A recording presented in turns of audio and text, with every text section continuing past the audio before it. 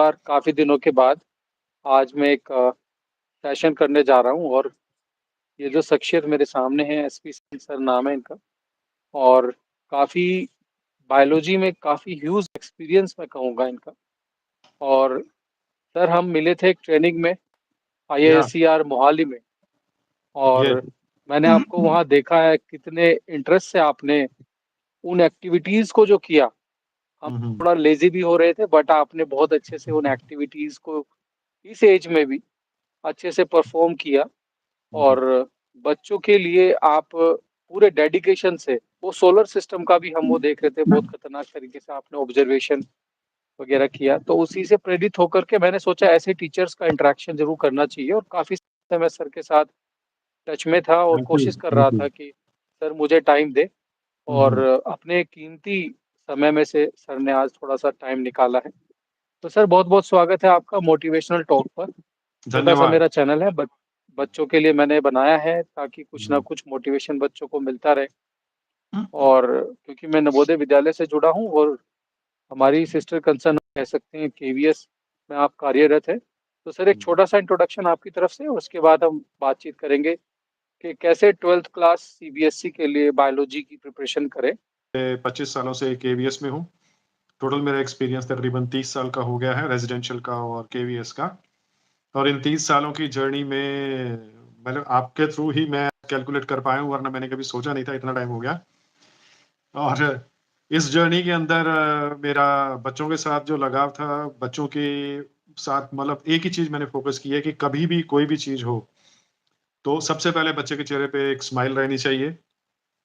बच्चे के अंदर से स्माइल तभी आएगी जब वो जिस काम के लिए स्कूल में आया है, जिस पर्पस के लिए स्कूल में आया है, वो उसका पर्पस हल हो जाए और वो खुशी-खुशी घर पे जाए और एक सैटिस्फैक्शन उसके चेहरे पे आती है ना जब, कि मैंने आज जी जो सर। सीखना था, मैंने वो सीखा। हम्म। यही मेरा एजेंडा रहता है, यही मेरा फोकस रहता है।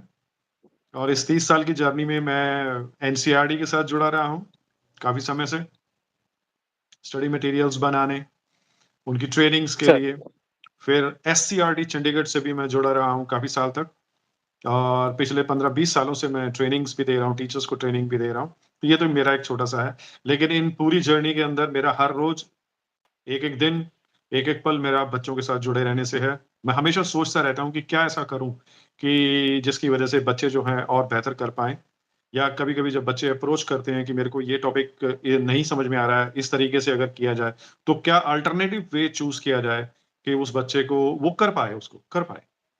क्योंकि मेरा फ़ोकस यही रहता है कि अल्टीमेटली उसके चेहरे पे स्माइल आनी चाहिए और स्माइल तभी आएगी जब वो कर पाएगा उसको। तो बस ये sir alternative routes, out of the box thinking, कुछ नया करने की चाह में 30 साल निकल गए और आज आपके सामने। Sir thank you very sir much. बहुत बहुत आपका आभार कि आपका इतना ह्यूज एक्सपीरियंस और उसके कुछ खास चीजें हमें सुनने को मिलेंगी। कैसे बच्चा प्रिपेयर करे, नीट के लिए भी कैसे प्रिपेयर करे। सर हुँ, उससे पहले सर मैं एक्चुअली वो पॉइंट आपने टच नहीं किया कि आपको केवीएस की तरफ से एक मौका मिला था शायद फॉरेन कंट्री में भी काम करने का। ओह या! Yes, yes. उसके बारे में थोड़ा सा बताइए सर, क्योंकि टीचर्स थैंक भी यू। देखते हैं इस चैनल को सर, टीचर भी देखते हैं जो मोटिवेटेड हैं केवीएस एनवीएस जैसे संस्थाओं को ज्वाइन करने के लिए। तो हुँ, हुँ। केवीएस में शायद ऐसा मौका मिलता है कि फॉरेन कंट्री में जाके भी पढ़ाने का,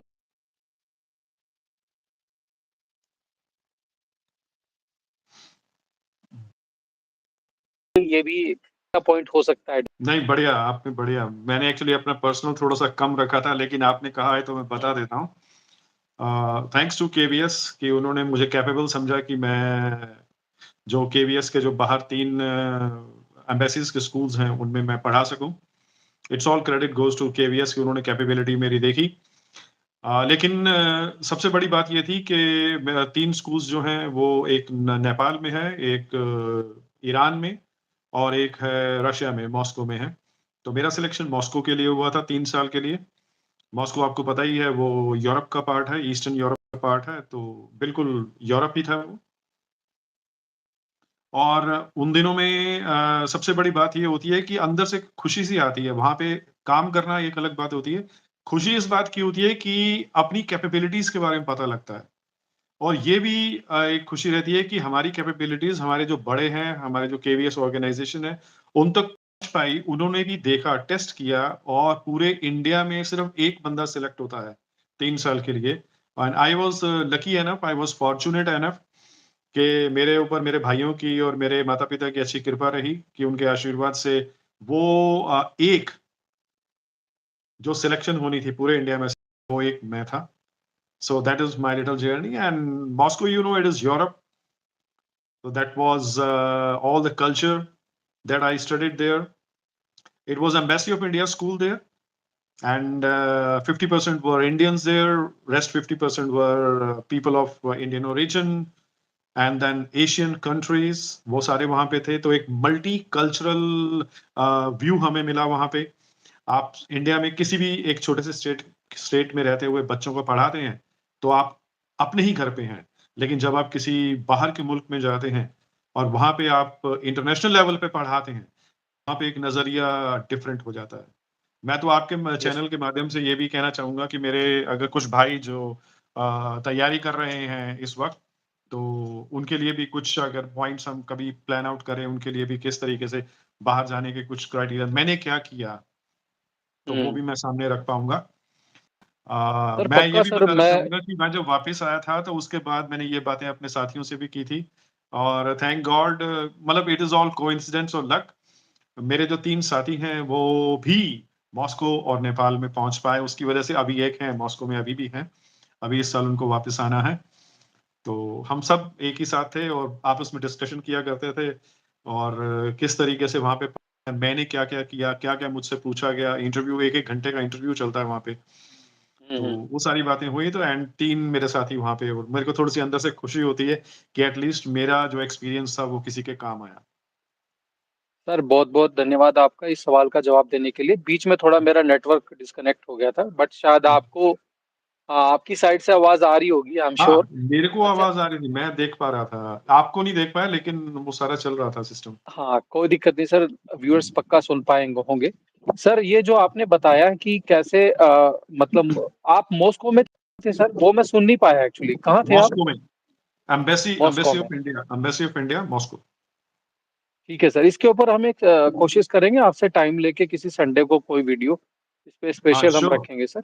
श्योर, हाँ। श्योर। तो आज सर क्योंकि हमारा जो टॉपिक है वो स्टूडेंट से जुड़ा है, तो उसी टॉपिक पर वापस आते हैं। सर आपने 30 साल का आपका एक्सपीरियंस है बायोलॉजी को डील करने में।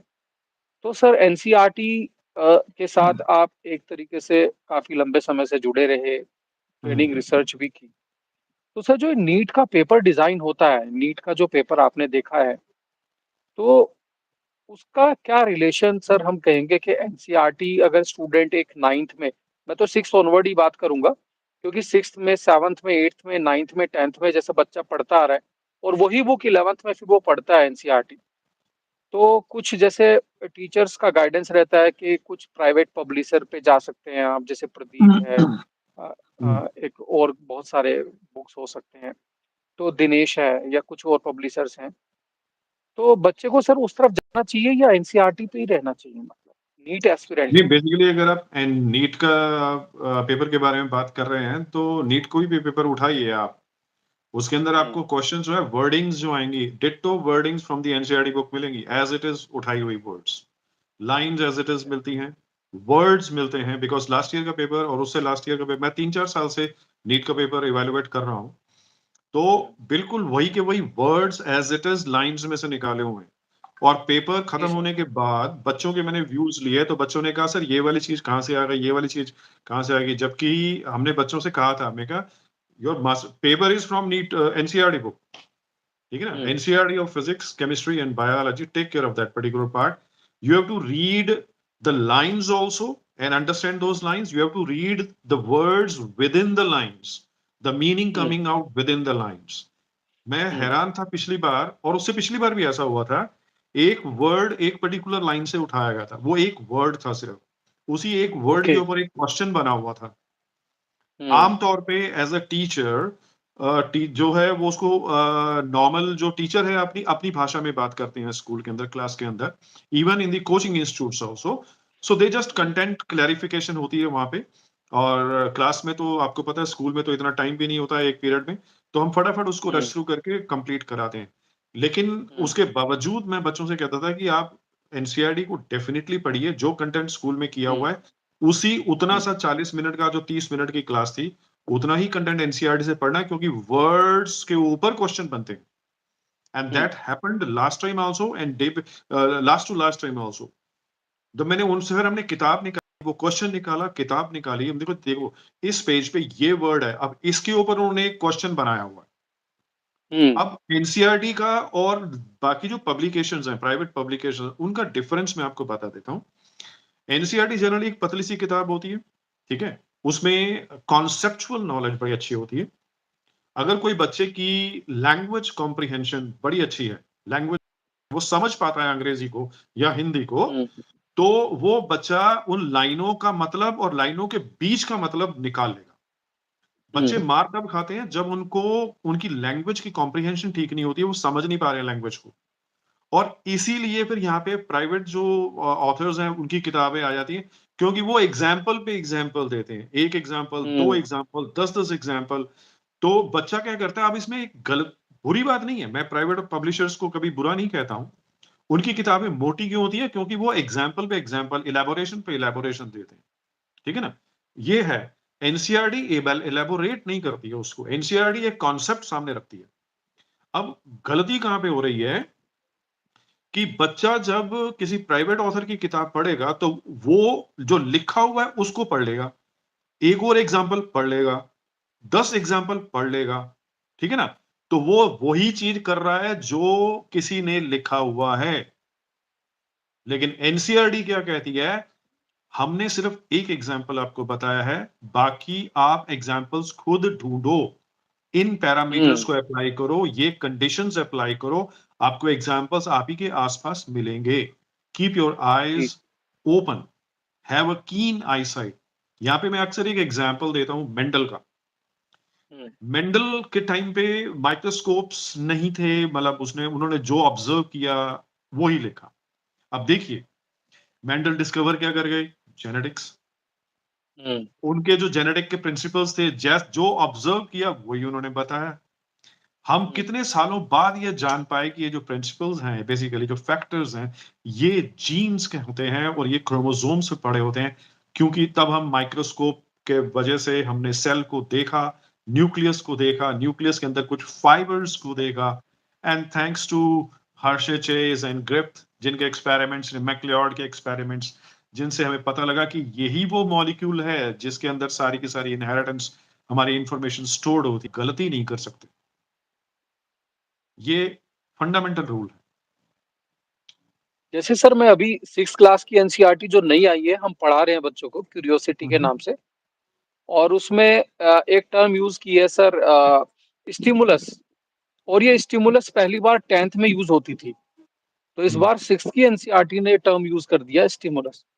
तो क्योंकि मैंने 10th भी पढ़ाया था बच्चों को, तो मैंने फिर बच्चों को बताया कि जो इन्वायरमेंट में जो चेंजेस होते हैं उनके टुवार्ड जब कोई रेस्पॉन्स देते हैं हम, तो उनको हम हम्म, बोलते हैं स्टिमुलस। तो मैंने बच्चों को एग्जांपल देके भी बताया सर, रूट्स का भी जैसे है, मूवमेंट टुवर्ड सनलाइट या ग्रेविटी किस तरह का है, जैसे जियोट्रोपिज्म, शायद आप लोग 10th में पढ़ाते होंगे, हम्म, हम्म। जियोट्रोपिज्म और थिग्मोट्रोपिज्म। तो एनसीईआरटी खैर इनोवेट तो कर रही है सर, अभी 6th की एनसीईआरटी नहीं, में काफी चीजें एनसीईआरटी चेंजेस को हुई आप वो एग्जाम्पल्स क्यों ले रहे हो जो बुक में दिए हुए? हैं। स्टिमुलस तो एक बड़ा सिंपल सा इंग्लिश का टर्म है, stimulus and hmm, response. Hmm, hmm, mummy ने एक बच्चे को पुकारा, ठीक है? हम्म, हम्म, बच्चे ने सुना और मम्मी को बोला हाँ मैं आ रहा। तो मम्मी का हम्म, पुकारना एक स्टिमुलस है, और बच्चे का बिल्कुल। उसकी तरफ रिस्पॉन्ड, तो वो एक रिस्पॉन्स है। तो स्टिमुलस और रेस्पॉन्स रिस्पॉन्स तो बड़ा ही बेसिक चीज है। माँ बेसिक बच्चे के चीज है। ऊपर, सिर के ऊपर हाथ रख रही है अगर, और कह रही है कि तू हम्म, चिंता मत कर, ये एक तरह का टेक्टाइल मतलब मैसेज है ना, एक मैसेज बाहर हम्म, से आना, वो एक हम्म, स्टिमुलस है। और उस मैसेज के बेस के ऊपर आपका कोई रिएक्शन करना, ये एक हम्म, रिस्पॉन्स है। बिल्कुल तो सर। अगर आप इस तरीके से समझाएंगे छठी क्लास में आपको, ये बहुत बढ़िया आपने क्वेश्चन पुट अप किया है। हम्म, स्टिमुलस एंड रिस्पॉन्स, जो अब 11वीं में तो हमारा स्टिमुलस एंड रिस्पॉन्स पूरा आ गया, पूरा आता है, 10th में आता था पहले, अब हम्म, फिर नीचे वाली हम्म, क्लासेस में आ गया। ये सारा का सारा जो आ रहा है, ये बेसिकली हम्म, एनईपी 2020 की वजह से आ रहा है। क्योंकि यस सर। उन्होंने कहा है कि आपको किताबों की ब्लैक एंड व्हाइट वर्ल्ड से बाहर निकल के उनको उनकी जो ज़िंदगी में है उसके साथ जोड़ना है। डे जी। टू डे लाइफ के साथ जोड़ना है, एक्सपीरियंशियल लर्निंग के साथ जोड़ना है। हुँ, और स्टिमुलस एंड रिस्पॉन्स की अगर मैं एग्जांपल लूँ, तो कोई भी एक्सपीरियंशियल लर्निंग बिना स्टिमुलस और बिना रिस्पॉन्स के हो ही नहीं सकती, बिल्कुल सर। बिल्कुल नहीं हो सकती। तो कायदे से ये एनसीईआरटी की किताबें सीधी-सी एक छोटा-सा फंडामेंटल पॉइंट क्या है कि एनसीईआरटी जो है, उनकी हुँ, हुँ। किताबें प्रोफेसर्स लिख रहे हैं और पॉलिसी गवर्नमेंट बना रही है, राइट? हाँ, तो बड़े सोच समझ के बना रही है।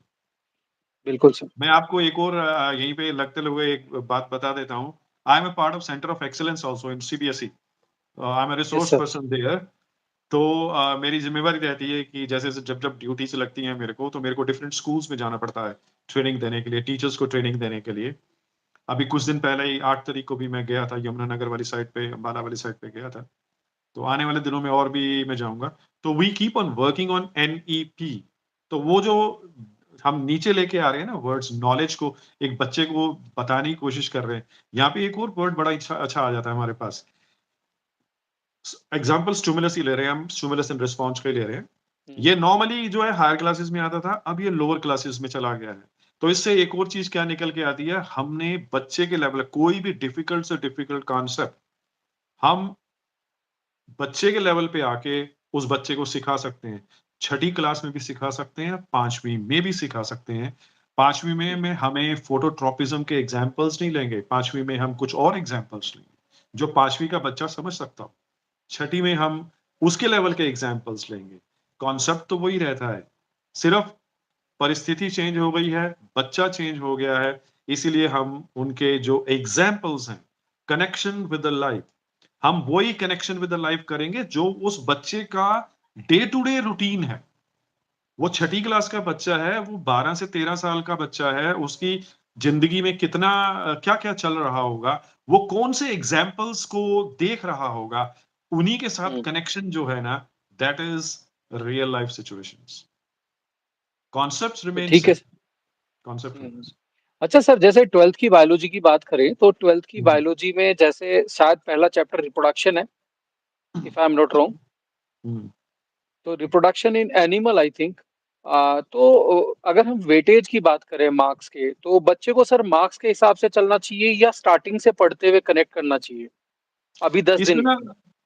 2 चीज़ें आ जाती हैं सर। पहली चीज़ मैं यहाँ पे ये कहना चाहूँगा कि अभी जैसे अभी का एक सिचुएशन है हमारी, 10 दिन रह गए हैं, 9 दिन रह गए हैं एग्ज़ाम के लिए, हुँ, बोर्ड के एग्ज़ाम के लिए। और यहाँ पे ना 2 तरह के हमारे पास नॉर्मली बच्चे देखे गए हैं। एक वो जो तो यस सर। कहेंगे कि अच्छा हुआ 10 दिन मिले, मैं ध्यान से हर एक चैप्टर पढ़ूँगा, रोज़ जी। पढ़ूँगा, ठीक है? हुँ, हुँ, दूसरे वो बच्चे होते हैं जो कहेंगे नहीं 1-2 दिन रिलैक्स कर लेते हैं, हमारे पास हुँ, दिन है बाद में पढ़ेंगे। ये जो सेकंड जी। कैटेगरी होती है ना, हम रिलैक्स कर लेते हैं बाद में पढ़ेंगे। अगर वो पढ़ भी हुँ, लेंगे, तब भी वो 1 बार या 2 बार रिवाइज़ कर पाएँगे। हो सकता है हुँ, पूरी तरह रिवाइज़ ही ना कर पाएँ, ये हुँ, बाद में हुँ, नुकसान करेंगे। हुँ, तो डे 1 जिस वक़्त इनका हिंदी का एग्ज़ाम या जो भी एग्ज़ाम लास्ट था वो खत्म हुआ था, हिंदी का एग्ज़ाम ओवर हो गया, जो कर गए सो कर गए, कोई चेंज नहीं कर सकता। घर पे हुँ, जाओ, रिलैक्स करो और नेक्स्ट एग्ज़ाम की तैयारी में जुट जाओ। दिन नहीं है, 10 दिन, 1 साल निकल गया, पता लगा? नहीं। 9 दिन कैसे निकल जाएँगे, कैसे पता लगाओगे? तो इसलिए रिलैक्सेशन की कोई बात नहीं है उसमें। मेरी तो सभी से रिक्वेस्ट है बच्चों से कि वो टाइम फैक्टर को सामने रखें, दिनों को सामने रखें, चैप्टर्स को सामने रखें और अगर यूनिट्स की बात की जाए तो 5 यूनिट्स हैं और 9 दिन हैं। इनमें से कुछ यूनिट्स बड़ी हैं, उनको आप डेढ़-डेढ़ दिन दे सकते हो, कुछ यूनिट्स छोटी हैं, आसान हैं, एनवायरनमेंट की यूनिट बहुत आसान लगेगी आपको, वो आप 1 दिन में 3 चैप्टर्स निपटा सकते हो। बायोटेक्नोलॉजी थोड़ा-सा डिफिकल्ट लग सकती है, आपको 1 दिन से डेढ़ दिन लग सकता है। जेनेटिक्स में डेढ़ दिन लग सकता है, राइट? हुँ, हुँ, अगर आपके फंडामेंटल्स क्लियर नहीं है तब, अगर फंडामेंटल्स क्लियर हैं तो 1 दिन में 1 दिन का मतलब मैं ये मान के चल रहा हूँ कि 24 घंटे को मैंने 3 हिस्सों में डिवाइड कर दिया है। 8 से 8 इंटू 3 8 हुँ, घंटे सोने के लगा दिए मैंने, चाहे रात को 8 घंटे हुँ, सो जाओ, चाहे 6 घंटे सो जाओ, 2 घंटे बाद में सो जाओ। 8 जी, hours relaxation, complete relaxation is a must. Now remaining 16 hours. Out of those 16 hours, reduce 4 hours because you have to take bath also, dinner, 3 time की meals हैं, relax करना है, मम्मी से बात करना है, पापा से बात करना है, करो, पीछे नहीं हटना है, काटना नहीं है आपको, आपकी नॉर्मल ये वाली चीजें चलनी चाहिए, ये आपके मोरल बूस्टर्स हैं। आपके पास 12 घंटे बचते हैं, sufficient. Go technically. 12 hours per day is sufficient. And the same concept goes for your NEET exam. You can go ahead with this thing. Okay, during NEET, you can increase your hours from 12 to 14, maybe 15 or 16, whatever you can do. You have to give one shot, give it the final shot. एक बार में अगले साल मेहनत करनी है, मैं इस बार drop कर देता हूं। क्यों? अगले साल मेहनत करोगे तो अभी क्यों नहीं? जो मेहनत अगले साल करनी है वो इसी साल कर दो ना। और उसका फंडामेंटल्स क्या है? 8 into 3 24. And now utilize your time technically instead of just going through. अभी जैसे अब आपने फर्स्ट चैप्टर की बात की तो सीधा सा है, फंडामेंटल चैप्टर है, रिप्रोडक्शन के ऊपर आ रहे हैं, 3 चैप्टर्स हैं उनके। प्लांट्स के बारे में रिप्रोडक्शन है, फिर ह्यूमंस की रिप्रोडक्शन है और फिर assisted reproduction technologies and population control वगैरह सारा कुछ है उसके अंदर। तो इसकी अगर मैं आपसे एक छोटा सा पॉइंट बताऊं तो एक पिक्चर बनाओ दिमाग में। सभी बच्चे अगर चैप्टर को शुरू करने से पहले 2 अप्रोचेस हैं। पहला ये कि मेरे को ये आता है मैं छोड़ देता हूं, ये नहीं आता इसको पहले करता हूं, ये पहली अप्रोच है। कुछ के लिए ऐसा ठीक हो सकता है क्योंकि उन्होंने जो आया है उसको ध्यान से किया हुआ है, लेकिन सभी ने ऐसा ध्यान से नहीं किया। तो टेक्निकलिटीज कहां पे आती हैं? आप उस चैप्टर को करने से पहले उसके मेन टॉपिक, सब टॉपिक्स लिख लो, चेकलिस्ट बनाओ पहले पेज पे। चेकलिस्ट में लिखो है क्या क्या। For example plant chapter number 1 plant reproduction, पहला पॉइंट है स्ट्रक्चर ऑफ फ्लावर। दूसरा पॉइंट क्या है? Gametogenesis, male and female. तीसरा पॉइंट क्या है? Gametophytes, formation. गेमेटोफाइट का एक क्वेश्चन अलग से आता है, मेल एंड फीमेल। तो अगर मेल गेमेटोफाइट है तो उसके अंदर क्या आंसर है, फीमेल गेमेटोफाइट है तो उसके अंदर क्या बनता है, formation of female gametophyte. Draw a diagram also. ठीक है, तो इस क्वेश्चन के अंदर अब बच्चे को देखना क्या है, मैं यही बात के ऊपर आ रहा हूं। तो अगर आता है स्ट्रक्चर या एंथर एंड ओव्यूल का स्ट्रक्चर जो बनाना है, ठीक है, मेल एंड फीमेल का, पेटल सेपल्स छोड़ दीजिए, तो उसके अंदर बच्चा डायग्राम बना पाए, गायनोएशियम का डायग्राम बना पाए, एंथर का डायग्राम बना पाए, या डायग्राम अगर क्वेश्चन में आ गई है तो उसको लेबल कर पाए। अगर सेक्शन आ गया है एंथर का तो उसके अंदर जो 4 to 5 लेयर्स आती हैं बाहर से लेके अंदर तक या अंदर से लेके बाहर तक, उसको वो लिख पाए। और इसमें एमसीक्यूज में कहां पे फंसता है या नीट में कहां पे फंसता है। आपने देखा होगा सर कि एंथर के केस में जब सेक्शन उसका दिखाते हैं, व्यू करवाते हैं, तो बाहर से अंदर एक सीक्वेंस है लेबल्स की। नीट में क्या करते हैं? बाहर से अंदर, अंदर से बाहर एक सीक्वेंस बनाते हैं और रैंडमली उसको हैफजर्ड कर देते हैं, आगे पीछे वर्ड्स कर देते हैं। सीक्वेंस पूछ लो। हाँ, अब जिस 1 2 बच्चे 3 को 4 करके। दिमाग में सीक्वेंस है वही बच्चा उसका आंसर निकाल पाएगा। बच्चे को सारे वर्ड्स पता हैं लेकिन वो वर्ड्स किस सीक्वेंस में है वो तब पता लगेंगे जब वो याद करेगा, या तो बाहर से अंदर तक याद करेगा या वो अंदर से बाहर तक याद करेगा। सीक्वेंस पकड़ना है, पॉइंट ये है। वर्ड याद नहीं करना है, सीक्वेंस पकड़ना है। ब्रेन सीक्वेंस को अगर मैं, sequence is a wave, brain जो होता है ये वेव के हिसाब से चलता है, फ्रीक्वेंसीज पकड़ता है, तो निमोनिक्स के आपको हिसाब से, फ्रीक्वेंसी को पकड़ना है। निमोनिक्स बना के कर सकता है बच्चा सर, कुछ भी करके, मतलब थोड़ा निमोनिक्स बना सकता है, कुछ भी, कई तरीके हो सकते हैं, कई तरीके हो सकते हैं।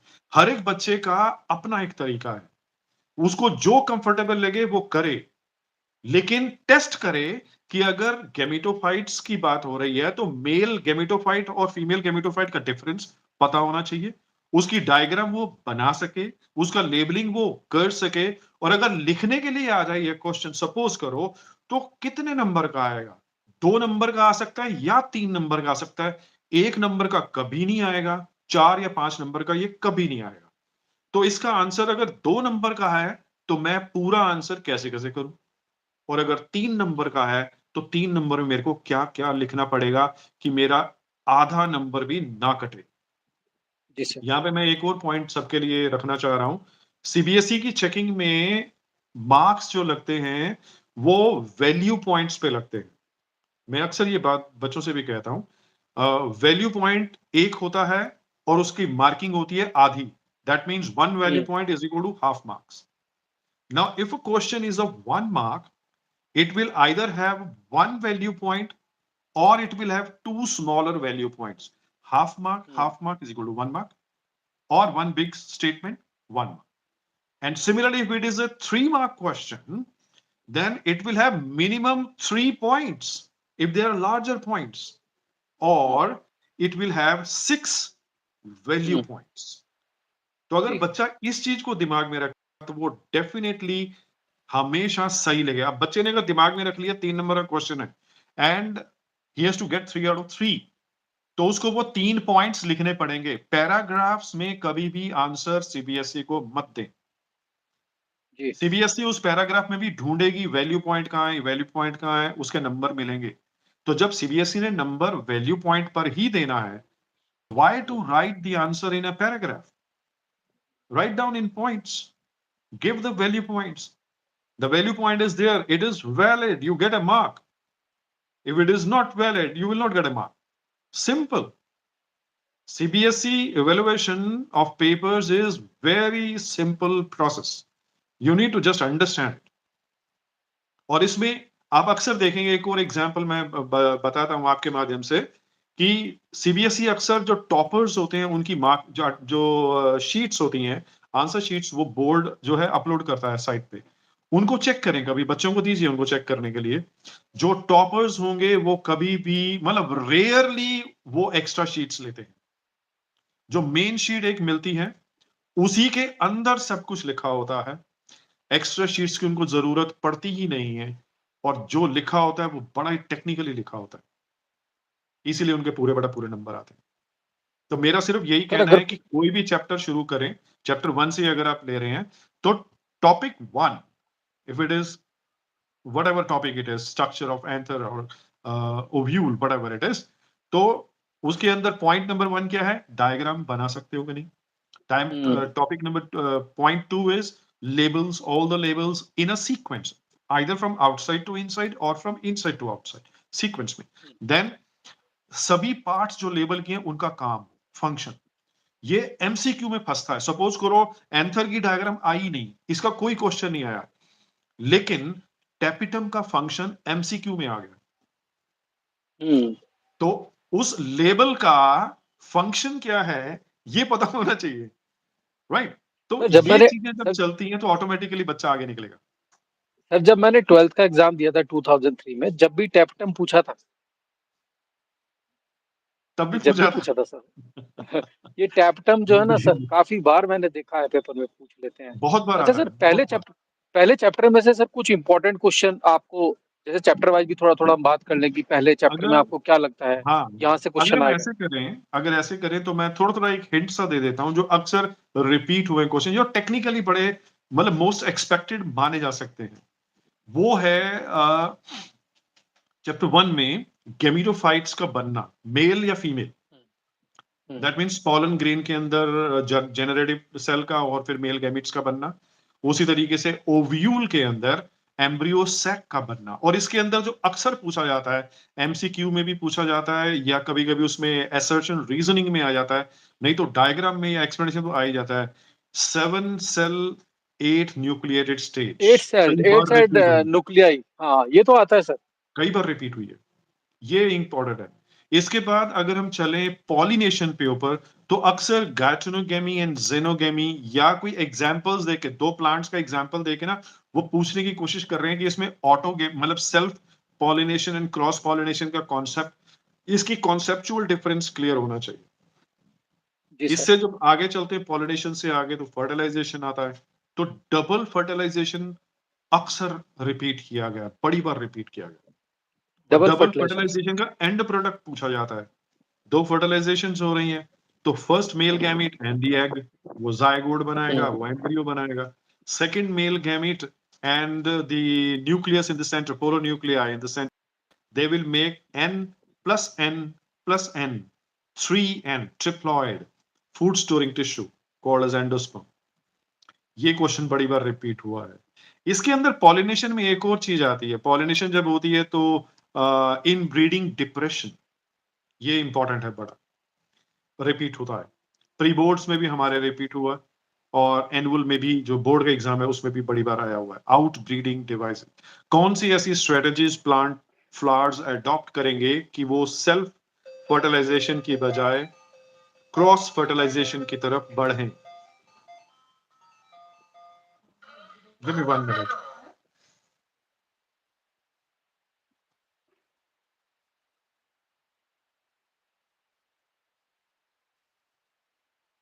ओके, अब हम आते हैं, अगर अगले इसके नेक्स्ट स्टेप पे चले तो आउटब्रीडिंग डिवाइसेस के बाद हमारे पास वो फंडामेंटल आया था क्वेश्चन, फ्रूट बनेगा सीड बनेगा। तो कभी कभी ये डिफरेंस फ्रूट के अंदर ये पूछा जा सकता है एग्जाम्पल के जरिए कि फ्रूट्स फॉर्म्ड विदाउट सीड्स, या फ्रूट्स या seeds having more than one embryo, वो लास्ट में चैप्टर में आता है, polyembryony, right? Then it is parthenocarpy, partheno क्या नाम है, parthenogamy, and then it is apomixis. और ये क्वेश्चन पिछली बार भी आया था, एपोमिक्सिस, ठीक है? एपोमिक्सिस जो है वो हम क्यों एक डिफरेंट तरीके से लेते हैं, वो एक माइटोसिस वाला पार्ट, उसका प्योरिटी ऑफ द जीन्स का पार्ट उसके अंदर लिंक कर दिया जाता है। ये क्वेश्चंस आते हैं चैप्टर 1 में। अगर हम चैप्टर 2 की बात करें, ह्यूमन रिप्रोडक्शन की, तो जो जो चीज जिस तरीके से हमने प्लांट्स में किया था सेम पैटर्न वही रखना है। Pattern in the sense means puberty तो पहला पार्ट है, जनरल सा पार्ट है, सबको पता है, वो उसकी कोई ज्यादा टेक्निकल नहीं, लेकिन आगे आएगा structures of the genitalia, male and female, important organs, important parts क्या क्या हैं, उनके फंक्शंस क्या क्या हैं, ग्लैंड्स कौन से इन्वॉल्व है, male accessory sex glands, female accessory sex glands, ये तो स्ट्रक्चर का पार्ट है, स्ट्रक्चर पता होना चाहिए। इसके अंदर एक क्वेश्चन एक बार आया था, फीमेल जेनिटेलिया बनाया हुआ था और उसके अंदर अलग अलग लेबल्स पूछे गए थे कि ओव्यूलेशन किस पॉइंट पे होगा, फर्टिलाइजेशन किस पॉइंट पे होगा, एम्ब्रियोजेनेसिस कहां तक होती है, गैस्ट्रुलेशन या इम्प्लांटेशन कहां पे होता है, ये सारी चीजें आगे पूछी। ये भी एक लेवल एक बार क्वेश्चन आया था। मतलब इस चैप्टर के अंदर फर्स्ट थिंग जो बच्चे को देखनी है वो ये कि स्ट्रक्चर उसको बनाना आना चाहिए, लेबल करना आना चाहिए, और फिर हर एक लेवल का फंक्शन उसको पता होना चाहिए। गैमेटोजेनेसिस, यहाँ पे जो पिछली बार एक क्वेश्चन आया था एक सेट के अंदर, सेमिनिफेरस ट्यूब्यूल की डायग्राम आई थी और उसका लेबल्स पूछे गए थे, और ये वाला तो नीट के अंदर कई बार आ चुका है। सेमिनिफेरस ट्यूब्यूल के अंदर भी सीक्वेंसेस बना दी जाती है और पूछा जाता है। यहाँ पे अक्सर बच्चे जो हैं वो प्लॉइडी में गलती करते हैं। अगर मैं यूज करूं वर्ड मेल के अंदर तो स्पर्मेटागोनिया, देन कम्स उसके क्लोन्स, फिर आते हैं प्राइमरी स्पर्मेटोसाइट, फिर सेकेंडरी स्पर्मेटोसाइट, फिर आता है स्पर्मेटिड, एंड फाइनली आता है स्पर्मेटोजोआ। तो प्लॉइडी जब पूछी जाती है तो पूछी जाती है कि इस पर्टिकुलर सेल की प्लॉइडी क्या होगी। तो एक दिमाग में ये रखना है कि स्पर्मेटोगोनिया से लेके प्राइमरी स्पर्मेटोसाइट तक सब डिप्लॉयड हैं, माइटोसिस से बने हैं, माइटोसिस से बने हैं तो डिप्लॉयड हैं। प्राइमरी स्पर्मेटोसाइट पहला सेल होता है जिसके अंदर मेयोसिस होती है, और मेयोसिस होने के बाद जो सेल बनता है वो होता है सेकेंडरी स्पर्मेटोसाइट। तो मेयोसिस हो चुकी है, तो अब जो सेकेंडरी स्पर्मेटोसाइट है ये पहला हैप्लॉयड सेल बनता है। ये अक्सर बच्चे कंफ्यूज कर जाते हैं। फिर एक होता है स्पर्मिएशन, ठीक है, स्पर्मेटोजेनेसिस, स्पर्मिएशन वर्ड एक वर्ड यूज होता है, अक्सर यूज होता है। एक वर्ड आता है जब स्पर्मेटिड जो बनते हैं वो गोल से सेल होते हैं, लेकिन स्पर्मेटोजोआ ऑब्लोंग होता है, टेल होती है। स्पर्मेटिड के पास कुछ नहीं होता है, ऐसी चीजें कुछ नहीं होती हैं। तो क्वेश्चन अक्सर बन जाता है difference between spermatid and spermatozoa, या क्वेश्चन बन जाता है कि ये जो सेल्स हैं ये न्यूट्रिशन कहां से ले रहे हैं। सर्टोली सेल का एक क्वेश्चन आ जाता है उसके अंदर। ये तो सर मेल का हमारे प्रोसेस हमारे है। टीचर ने हमारे टीचर ने बताया था कि zoa means that it can move, ऐसा कुछ है? Yes, yes, yes, wonderful. Zoo जो होता है, हम ज़ू में जाते हैं, वहाँ पे हम जानवरों को देखते हैं, पौधों को नहीं देखते हैं। गार्डन में हुँ, जाते हैं, हम पौधों को देखते हैं। तो वर्ड जो ज़ू है, उसी से ज़ोआ बना हुआ है। एनिमल्स की प्रॉपर्टी मूवमेंट है, मोबिलिटी है एनिमल्स की property. Plants are not mobile in general, so the word zoa means motility, mobility. And अच्छा, ये इसी में एक और पॉइंट आएगा सर। स्पर्मेटिड बनता है, उधर फीमेल में ootyd बनता है। अगर मैं इसको कंपैरिजन करके हुँ, चलूं, ये हुँ, कंपैरिजन हुँ, सभी बच्चों को आना चाहिए। Spermatogonia, oogonia, primary spermatocyte, primary oocyte, secondary spermatocyte, secondary oocyte, spermatid, ootyd, लेकिन लास्ट में मेल में आता है spermatozoa. There is no oozoa because motility is with the sperm, it is not with the egg. तो ये question एक difference पूछा जाता है, दोनों में डिफरेंस क्या सर है? स्पर्म में शायद एक्रोसोम में भी कुछ पूछा जाता है। एक्रोसोम ये हाँ, शायद होता है अगर क्या स्पर्म में? राइट, राइट, अगर क्वेश्चन आता है, मैंने कहा ना स्ट्रक्चर्स, स्पर्म का स्ट्रक्चर हुँ, अक्सर रिपीटेड है, बहुत बढ़िया आपने पूछा, अक्सर रिपीटेड क्वेश्चन है। उसमें पहले होता था कि explain the structure of sperm, तो बच्चे को लिखना पड़ता था, डायग्राम बनानी पड़ती, लेबल करना पड़ता। अब हमारा सिस्टम थोड़ा सा सीबीएसई का चेंज हो गया है, गाइडलाइंस जो चेंज हो गई हैं, तो स्ट्रक्चर बनाने की जरूरत नहीं पड़ती है, इसको इजी कर दिया उन्होंने। एक बना बनाया स्पर्म आएगा, उसके अंदर लेबल्स लिखे होंगे ABCD, और आपको करना है लिया, या फिर आगे कहीं ना कहीं पूछा जाएगा लास्ट में। जैसे 3 नंबर का ये क्वेश्चन आ गया, स्पर्म का, स्पर्म बना हुआ है, 4 लेबल्स दिए हुए हैं। ध्यान से देखिए, सभी बच्चों के लिए है। 4 लेबल्स हैं, आधे नंबर का एक लेबल लेबल है, तो 2 नंबर बनते हैं, लेकिन क्वेश्चन 3 नंबर का है। तो लास्ट में लिखा जाएगा, what is the role, suppose just for example, what is the role of middle piece, और what is the um, role of acrosome. ये हुँ, 1 नंबर का पार्ट आएगा। तो एक्रोसोम जो है, वो आप थ्योरी में आप पढ़े ही हुए हो कि वो एक स्पेसिफिक एंजाइम रिलीज करता है, जो स्पर्म को पेनिट्रेट करने में हेल्प करता है। जब वो एग के जो आउटर लेयर्स हैं, कोरोना रेडिएटा, जोना हुँ, पिल्यूसिडा, उनको जब उसको हुँ, पेनिट्रेट करके एग तक पहुंचना है, तो अंदर एक चिपचिपा सा पदार्थ होता है, चिपचिपा सा लिक्विड होता है, that is called as hyaluronic acid. ये वही है जो हमारे जॉइंट्स में होता है। इसको हुँ, डाइजेस्ट करने के लिए स्पर्म, ये एक्रोसोम जो है, वो एक एंजाइम बनाता है, हाइलुरोनिडेस। ये डाइजेस्ट होगा तभी स्पर्म आगे पेनिट्रेट कर पाएगा। तो ये 3 नंबर का क्वेश्चन था। 2 नंबर के लेबल्स आ गए 4, और 1 नंबर का फंक्शन आ गया, एक्रोसोम का क्या फंक्शन है, मिडल पीस का क्या फंक्शन है, वो आ गया। तो इस तरीके से बच्चों को ध्यान में रखना चाहिए, क्वेश्चन को ध्यान से पढ़ें और फिर उसके अकॉर्डिंग आंसर करें। फालतू लिख के आएंगे, नंबर नहीं मिलेंगे। कम लिख के आएंगे, नंबर कट जरूर जाएंगे। सीबीएसई कभी फालतू में नंबर नहीं देता। दैट इज सर ये व्हाट वी। असर्शन रीजन को कैसे पढ़ें? जैसे हमने अभी पहले 2 चैप्टर के बारे में बात करी, तो असर्शन रीजन की तैयारी के लिए क्या करना चाहिए? बच्चे को किसी सैंपल पेपर का सहारा ले हाँ, या एनसीईआरटी की लाइनों को समझे, क्या करे? नहीं, नहीं, नहीं, असर्शन रीजनिंग एक्चुअली में वो आप प्रैक्टिस करते जाओगे, उससे नहीं आएगा।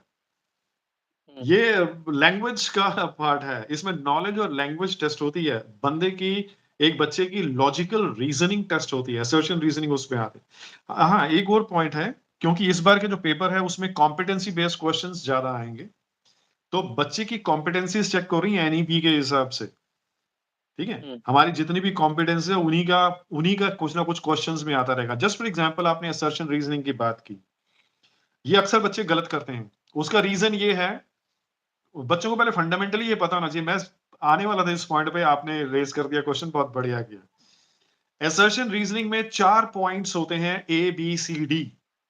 उसके हिसाब से किसी बच्चे को सेलेक्ट करना होता है 4 में से एक आंसर। ठीक है ना? लेकिन स्टेटमेंट्स 2 होती हैं, एक का नाम असर्शन रख दिया जाता है, दूसरे का नाम रीजनिंग रख दिया जाता है। अब सोचने हुँ, वाली बात यह है, अगर मैं लेके चलूं जो सीबीएसई का लास्ट ईयर का पेपर था, उसमें था A means assertion is correct, reason is also correct, and reason follows assertion। ठीक है? तो पहली दो टर्म्स क्या थी? assertion is correct and reason is correct. B में भी क्या आता है? assertion is correct, reason is correct, but reason do not follow. Clear है?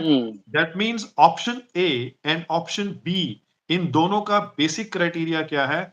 जो दो स्टेटमेंट्स दी हुई हैं वो दोनों टेक्निकली करेक्ट होनी चाहिए। वो फॉलो कर रही है कि नहीं कर रही है उसको छोड़ दो, टेक्निकली करेक्ट होनी चाहिए।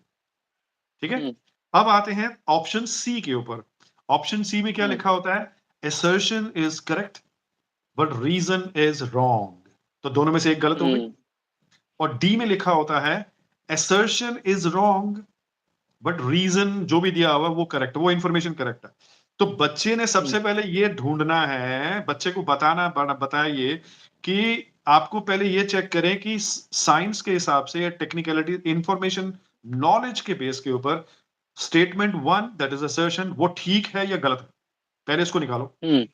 उसके बाद जो रीजन दिया हुआ है वो नॉलेज के हिसाब पे, इंफॉर्मेशन के बेस के ऊपर, वो इंफॉर्मेशन करेक्ट इंफॉर्मेशन है कि फॉल्स इंफॉर्मेशन है, ये निकालो। अगर दोनों में से कोई भी एक इंफॉर्मेशन गलत है, चाहे वो असर्शन गलत है चाहे वो रीजन गलत है, तो ए और बी आंसर्स कभी हो ही नहीं सकते। या तो आंसर आएगा सी या आंसर आएगा डी। दैट मीन चार में से नहीं निकालना है, दो में से निकालना है। अगर दोनों स्टेटमेंट में एलिमिनेशन से के कोई थ्रू भी एक जाएंगे। स्टेटमेंट गलत हो गई तो answer is either C or the answer is D. It can not be A or B. ठीक है? और अब इसका उल्टा क्या है? अगर दोनों की दोनों इंफॉर्मेशन करेक्ट हैं, ठीक है, पहले वाली क्या थी? सी और डी क्या थी? दोनों में से एक गलत है। इस केस में ए बी नहीं है। अब ये वाला केस क्या है? इसमें दोनों इंफॉर्मेशन साइंटिफिकली करेक्ट है। तो अब चेक क्या कर रहे हैं?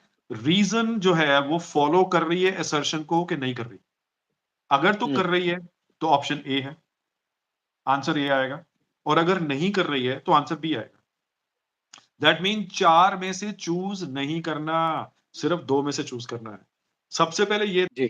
दोनों स्टेटमेंट्स अपने अपनी जगह पे करेक्ट हैं या फॉल्स हैं, ये चीज फोकस कर लो। असर्शन रीजनिंग कभी गलत नहीं होगा। और ये बच्चे आपने गलती बहुत उसी बढ़िया में करते बताया हैं, सर। वो चार में से ढूंढते रहते हैं। और वो गलती कहां करते हैं? रीजन फॉलोज कर रहा है नहीं कर। अच्छा, यहाँ पे भी एक और पॉइंट आता है, फॉलो करने वाला पॉइंट क्या आता है? जो चीज असर्शन में बताई जा रही है उसी के कंसर्निंग रीजन की इंफॉर्मेशन होनी चाहिए और उसी के बाद की सीक्वेंस होनी चाहिए। Because reason has to follow, reason has not to go ahead, it has to come after the assertion। वहां पे लिखा होता है रीजन फॉलोज assertion और reason do not follow assertion। तो reason has to follow the assertion, that is what the point here is. हाँ जी, आप सर कुछ कह रहे पहले थे? तो आया करता था कि, हाँ, पहले आया करता था कि reason is the correct explanation of assertion. अब ये नहीं आता सर। नहीं, ये डिपेंड, मैं वही कह रहा हूं ना कि क्वेश्चन जो दिया हुआ है उसको पढ़े, उसका मतलब समझे। क्योंकि ये जो रीजनिंग वाला टेस्ट है ये लैंग्वेज का टेस्ट है। लिखा क्या हुआ है, बता, ढूंढना क्या है, वो बंदे को पता होना चाहिए। मैंने आपको वो सर सिंपल एक चेंज कर देते एग्जांपल हैं। दिया, मैंने आपको एक वो सिंपल चेंज एक कर तरह देते का। हैं। हाँ जी, ये चेंज कर देते हैं सर, ऐसा कि ये भी आ सकता है, reason is the correct explanation. देखिए, रीजन फॉलोज असर्शन ये एक तरीका है, ठीक है। Reason is the correct explanation of the assertion, ये भी सेम टू सेम मीनिंग है। जो असर्शन चल रहा है उसी की एक्सप्लेनेशन है और उसी के बाद आ रहा है, ठीक है। लेकिन कई कई जगह पे ये भी लिखा होता है, जैसे बहुत साल, बहुत पहले की बात है, अभी नहीं आता, अभी पिछले एक दो सालों से जो आ रहा है वो यही आ रहा है, चल रहा है उसमें। एबीसीडी का assertion and reason both are correct, reason follows assertion और reason is the correct explanation of assertion। B क्या आएगा? assertion reason both are correct and reason do not follows assertion or reason is not the correct explanation of the assertion। explain हम कब करते हैं? जब question होता है तभी तो explain करते हैं ना, तो आंसर तो बाद में आता है ना। तो reason has to follow the assertion, that is its meaning। ठीक है, जो दिया गया है एबीसीडी की जो भी एक्सप्लेनेशन दी है उसको ध्यान से पढ़ें, आराम से हो जाएगा। लेकिन फंडामेंटल वही रहेंगे, या तो दोनों करेक्ट है असर्शन रीजनिंग। अगर दोनों में से कोई भी एक चीज गलत है तो आंसर या तो सी है या डी है, ए भी कभी नहीं हो सकता। और अगर दोनों की दोनों इंफॉर्मेशन साइंटिफिकली करेक्ट है, वो फॉलो कर रही है नहीं कर रही है, करेक्ट एक्सप्लेनेशन है या नहीं है छोड़ दो, टेक्निकली वो करेक्ट है, इंफॉर्मेशन रॉन्ग नहीं है, तो आंसर या तो ए होगा या बी होगा। अगर ये सर बच्चा इसको मान के चल लेगा तो 4 ऑप्शंस आती हैं, इसके 4 वो आती हैं, क्वेश्चंस आते हैं, असर्शन रीजनिंग के, कभी गलती नहीं हो सकती। सर बहुत बढ़िया आपने बताया। सर मेरे को एक्चुअली बच्चों को मैंने पढ़ते हुए देखा, वो क्या करते हैं कि वो चैप्टर पे नहीं गए, मान लो पूरे साल पढ़ाई नहीं करी, इस टाइम पे कुछ हुँ, बच्चे ऐसे होते हैं कि चैप्टर पे नहीं जाते, कोई सैंपल पेपर उठा लेते हैं, अरिहंत उठा लेते हैं या कोई भी, हुँ, और हुँ, वो क्वेश्चंस करने शुरू कर देते हैं। कभी वो हुँ, असर्शन रीजन करने लगते हैं, कभी वन मार्क करने लगते हैं, तो कभी लॉन्ग क्वेश्चन करने लगते हैं। तो आपको क्या हुँ। लगता है कि जितने क्वेश्चंस में वो टाइम वेस्ट कर रहे हैं, अगर पहले वो चैप्टर पढ़ें वो ज्यादा बेहतर रहेगा, या फिर डायरेक्ट क्वेश्चन करें वो ज्यादा बेहतर रहेगा? नहीं, ये दोनों एस्पेक्ट्स हो सकते हैं डिपेंडिंग ऑन पर्सन की अपनी उसकी स्ट्रेटजी क्या रही है पूरा साल। अगर वो ऑलरेडी सब कुछ पढ़ा हुआ है, रिवाइज हम्म किया हुआ है, तो उसको क्वेश्चन आंसर के लिए चला जाए, कोई प्रॉब्लम नहीं। लेकिन पहले ही उसने पूरी तरह पढ़ाई नहीं की, एनसीईआरटी कभी पढ़ी ही नहीं, या बीच-बीच में मान कुछ लो सर कंटेंट उसने पढ़ा है। मान लो सर उसने स्पर्मेटोजेनेसिस पढ़ाई नहीं, oogenesis पढ़ाई नहीं, वो फ्लो चार्ट नहीं पढ़ा, और हुँ, सीधा वो क्वेश्चंस कर रहा है। कैसे कर पाएगा? उसका बेस ही नहीं है, फंडामेंटल नॉलेज ही नहीं है उसके पास। नहीं, वो सॉल्यूशन देख के कर रहा है ना। अगर इसी स्पर्मेटोजेनेसिस के ऊपर सपोज कीजिए इसके ऊपर एक एमसीक्यू आ जाता है या असर्शन रीजनिंग आ जाती है, अब उसको बेसिक कॉन्सेप्ट तो पता ही नहीं है। हम्म आप ये एक मतलब जो कभी धारणाएं आती है ना कि आप 10 ईयर पेपर कर लो, क्वेश्चन पे क्वेश्चन करते रहो, क्वेश्चन पे हम्म क्वेश्चन तब करने चाहिए जब आपके पास बेसिक नॉलेज है, आपने पढ़ा हुआ हम्म है। हम्म एग्जाम जो है वो मैदानी जंग जंग होता है, मैदानी जंग में जाते हुए ऑन द स्पॉट वहां पे एक नया हथियार नहीं निकाला जाता। हथियार वही इस्तेमाल किया जाता है लड़ने के लिए जो हथियार आप पहले इस्तेमाल कर चुके हो, आपको उसके बारे हम्म में पता है। वो हथियार चलाना कैसे है ये भी आपको पता है, और चलाना कब है ये भी आपको पता है। जंग तब जीती जाती है। मैं हमेशा एग्जाम को एक जंग मानता हूँ। वो बच्चे के लिए भी हम्म जंग होती है, टीचर के लिए भी जंग होती है। हम्म इसीलिए मेरा तो मैं जब भी अभी बात करता था तो मैंने आज सुबह ही अपने बच्चों से भी बात किया है। तो मैंने उनसे यही कहा है कि नया कोई चीज मत पकड़ो, जो ऑलरेडी कर चुके हैं एनसीईआरटी, उसी को गो थ्रू करो एक बार। टाइम है, इसका एडवांटेज उठाओ। एक बार फिर से एनसीईआरटी के अंदर गो थ्रू कर लो। अगर टाइम नहीं होता तो मैं किताब को कभी नहीं कहता। टाइम है तो किताब को सामने रखो, नोट्स को सामने रखो, लेकिन कॉन्सेप्ट बिल्डअप करने के लिए एक बार दोबारा रिवाइज करने के लिए चेकलिस्ट, चैप्टर शुरू कर रहे हो चेकलिस्ट बनाओ। चैप्टर के अंदर क्या-क्या दिया हुआ है, वो आपको आता है, नहीं आता है। आने का मतलब आप उसकी डायग्राम बना सकते हो, आप उसके लेबल्स को पहचानते हो, आप उस लेबल्स का फंक्शन जानते हो। अगर वो क्वेश्चन 3 नंबर का आएगा तो आप लिख पाओगे। अगर ये सारी चीज़ें टिक हो रही हैं आपकी, तो आपको वो कॉन्सेप्ट पता है। वरना बैठ के काम करो। टाइम है, यूटिलाइज़ करो। सर ये एग्जाम्पलर, एनसीईआरटी का एग्जाम्पलर भी आता है, कुछ आता है? बच्चे हैं पढ़ते हैं, हाँ। तो एग्जाम्पलर से भी क्वेश्चन आते हैं क्या? नहीं, एग्ज़ाम्पलर जो है देखो एनसीईआरटी का एग्ज़ाम्पलर भी एनसीईआरटी के बेस पे, हम्म ठीक है ना? और एग्ज़ाम्पलर्स प्राइवेट के भी आते हैं, बाकी और भी क्वेश्चन वो तो एग्ज़ाम्पल्स है ना, आप कहीं से भी उठा सकते हो आप उसको। हम्म एनसीईआरटी के जो क्वेश्चंस होते हैं, जो बनाए जाते हैं, वो क्वेश्चंस किसी किताब से उठाए नहीं जाते हैं। वो क्वेश्चंस जो भी बंदा बनाने वाला है, वो खुद बनाता है। वर्डिंग्स मैच हो सकती हैं बिकॉज़ इंग्लिश इस्तेमाल हो रही है, इज़्म आर सब यूज़ करते हैं, ठीक है ना? तो वर्डिंग सेम हो सकती हम्म है। मैं क्वेश्चन बनाता हूँ स्पर्मेटोजेनेसिस के ऊपर, तो मैंने भी यही बनाया, एक्सप्लेन स्पर्मेटोजेनेसिस। आप जब पूछोगे इसी चीज़ को, तो आप भी यही कहोगे एक्सप्लेन स्पर्मेटोजेनेसिस, क्योंकि एक्सप्लेन, दोनों को बिल्कुल कहा सही गया था बात। 3 नंबर का क्वेश्चन बनाओ। तो 3 नंबर का तो यही है हम्म अभी एक्सप्लेन करो। तो इंग्लिश मैंने भी चूज़ की, इंग्लिश आपने भी चूज़ की। अब मैं ये नहीं कह सकता हूँ कि मैंने आपकी किताब में से उठा लिया वर्ड, पेपर उठा लिया, तो किसी किताब में से उठा के, ये स्कूल्स में चलता है, इस किताब में से क्वेश्चन उठा लो, उस किताब में से ले लो, उस बंदे से ले लो, एक बंदे ने बनाया हुआ है वहां से ले लो, भैया अपना पेपर मेरे को दे दो, मेरे को बनाना नहीं पड़ेगा। ये स्कूल्स में चलता है, एनसीईआरटी के लेवल पे और नीट के लेवल पे तो कतई नहीं चलता। हर एक क्वेश्चन वो बंदा खुद बैठ, it is originality, originality is the main criteria. मैं आज तक मैं कभी भी किसी के क्वेश्चंस कॉपी नहीं करता हूं, मैं खुद बनाता हूं, हर बार खुद बनाता हूं। रेपिटेशंस मेरे क्वेश्चंस की हो सकती हैं, लेकिन वो मेरे ही बने हुए क्वेश्चंस होते हैं। मेरे बने हुए क्वेश्चंस बाकी ले जाते हैं, वो अलग बात है, लेकिन मैं कभी भी किसी की कॉपी नहीं करता। सर मतलब 5 to पूछना 10 है, मेरे मिनट्स को में क्या अगर आप पूछना है मेरे को पता है, मेरे को क्या पूछना है पता है, किस तरीके से पूछना है पता है। एक कॉन्सेप्ट को मैं, एक कोई भी कॉन्सेप्ट लो, जैसे ये अभी ओव्यूल का कॉन्सेप्ट है, या चलो ह्यूमंस के ऊपर आ रहे हैं, रिप्रोडक्शन का ही कॉन्सेप्ट ले लो, ठीक है ना, प्रेगनेंसी का, मेंस्ट्रुअल साइकिल का कॉन्सेप्ट है, तो ये मेरे को पता है। I know, I am teaching for so many years, I know how to make a knowledge based question, how to make a skill based question, application based question, understanding, I know it. I can use the same menstrual cycle concept to make hundreds of 1 mark question, many 2 mark question, 3 mark question. I know how to make it. I can make it convert it into a diagrammatic question. I can make a sequential question. Question बनाना मुझे आता है, concept मैं जानता हूं, कितने number का question बनाना है वो मेरे को चाहिए, और मेरे को बस ब्लूप्रिंट के अंदर उसको फिट करना है। सो आई, मेरे को आगे पीछे से कॉपी करने की जरूरत नहीं पड़ती, मेरा सब कुछ ओरिजिनल होता है जो भी होता है। सर जो पेपर बनाते हैं सीबीएसई के, उनको ब्लूप्रिंट दिया जाता है कि ऐसा पेपर होना चाहिए पहले ही? नहीं, वो एक्चुअली में सीबीएसई के लेवल पे डिस्कशंस होती हैं, जो भी इनकी एग्जामिनेशन कमेटी है, वो सारा सीक्रेट है, मैं यहाँ पे खोलूंगा नहीं आपको, लेकिन एक जनरल सा मैं आपको बता देता हूँ। वो पहले बकायदा स्केचआउट्स बनते हैं कि पेपर का फॉर्मेट क्या है, ये आपने देखे होंगे जो सैंपल पेपर्स आए हुए हैं।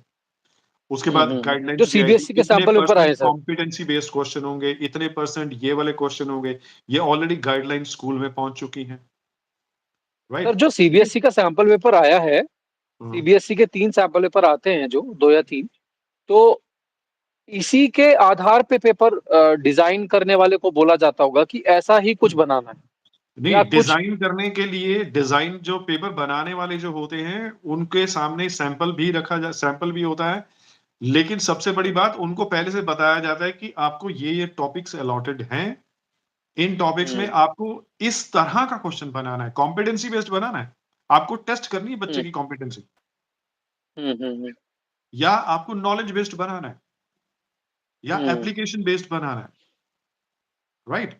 Hots high order thinking questions कितने बनेंगे, आपको स्किल तो बेस्ड सर क्वेश्चन बनाना है, तो बंदा फिर उसी सर तरह से क्वेश्चन बनाता है। सर जब वो और क्वेश्चन बनाते होंगे, सर वो जब क्वेश्चन बनाते होंगे तो बुक हाथ में रखते हैं एनसीईआरटी की, एनसीईआरटी बुक, या एनसीईआरटी बुक बुक, ना? No hmm reference book, no exemplars, only the basic concept, NCERT book. हाँ, तो यही मैं आपसे पूछना चाहता था। अच्छा सर, फिजिक्स सिलेबस में भी ऐसा ही होता होगा? सभी सब्जेक्ट, एनसीईआर सीबीएसई का क्राइटेरिया है, सीबीएसई की जो गाइडलाइंस हैं उनका क्राइटेरिया है, किताब लिखने का काम एनसीईआरटी को दिया हुआ है, और पेपर को हम्म बनाने का काम सीबीएसई का है, पेपर बनाने का काम एनसीईआरटी का नहीं है, हम्म राइट।